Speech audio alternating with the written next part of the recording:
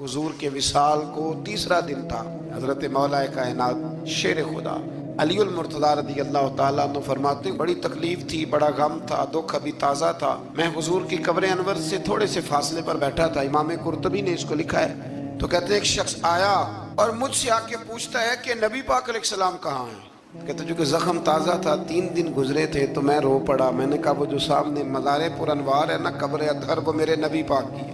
तो कहते हैं वो हुजूर की बारगाह में आया और उसने मिट्टी उठा के अपने सर पे डाली और करने लगा, या रसूल अल्लाह सल्लल्लाहु अलैहि वसल्लम, रब फरमाता है जुल्म कर लो तो मेरे महबूब की बारगाह में आओ। तो मैं तो आ गया हूँ, मुझसे गलती हो गई, भूल गया तो हुजूर में आ गया हूँ, तो आपने पर्दा कर लिया, मैं किधर जाऊँ।